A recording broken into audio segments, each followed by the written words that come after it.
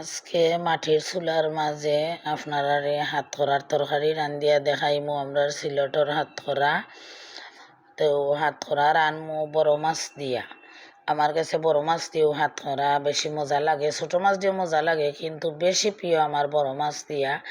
তো ওই দেখো হাতখড়া আমি রেডি করে লাইছি। তো হাতখড়া রাঁধতে তেমন কোনো মশলা তো আর আমি দেই না, বিশেষ করে রসুন ছাড়া তো আর হাতখড়া হইতো নাই। তো রসুন লাল করিয়া দিলাইলাম, পেঁয়াজ, আর হাতখড়াটা খুব মজার হাতখড়া। ইনো হলুদ মরিচ আর ধনিয়ার লবণ, ও শেষ, আর কিচ্ছু তেমন লাগে না। আর মাইসে টেঙ্গা রাঁধতে আসলে মরিচ ছোঁয়ায়ও না, আমি আসলে একটু মরিচ দেই। আর ওই আরোটা টিপস আপনারা দেখাই, আমি রসুন দিয়া মাখাই লিয়েছি হাতখড়াটারে, টেস্টটা আরও বাড়ি যাইব। অনেকে আসলে এই টিপসটা জানেন না। টমেটো রাঁধতে হলে সেম সিস্টেম আমি করি, টমেটো কিছু আমি রসুন দিয়ে মাখাইলাই, আমার কাছে যে ভালো লাগে, আর খাইতেও আলাদা একটা টেস্ট বাড়ি যায়। তো ওই দেখো হাতখড়া খসাইয়া আমি ওখান দিলাইছি মাছ, আর ইবাই দিয়ে দৌড় মারি আছি সাদও। ওই সাতটায় কিছু নালিয়া ভাতা নিমু গিয়া, নালিয়ার আগা হল আমি বাংরাম, 2 দিন বাদে বাদেও আবার আগায় ডেম দিব, আমি আগাগুলা বাঙ্গিয়া এখন নিমু গিয়া নিয়ে আর একটা শাক রাঁধিলে শাক একটা আমার তাহা লাগে, আমার শাক খুব পছন্দ, বিশেষ করে নালিয়া শাক, পুঁই শাক, ও দুইটা আমি বিশেষ করিয়া বেশি খাই।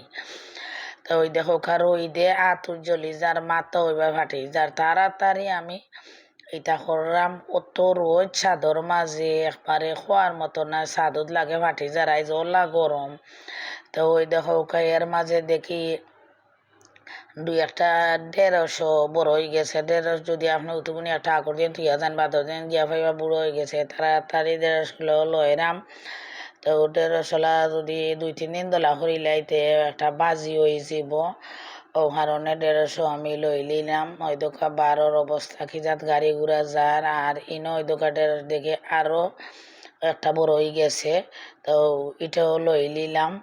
মোটটা 2-3 দিন পরে একটা বাজির বুঝ হয়ে যায়। তো শাক যখন রান্নাম খাঁচামরিচ লাগে আবার দৌড়িয়া হওয়া লাগবো, তো খাঁচামরিচ লইলিরাম, খুব মজার খাঁচামরিচ, যে জাল আর সেন্টও আছে, ভালো লাগে খাঁচামরিচটা।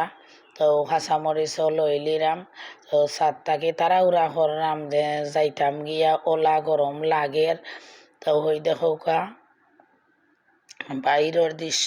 আর ওই দেখা কচু, এই কচু দেখলে আমি লোভ সামলাইতাম পারি না, কি অযত্নে কচুগুলা পড়ি থাকে।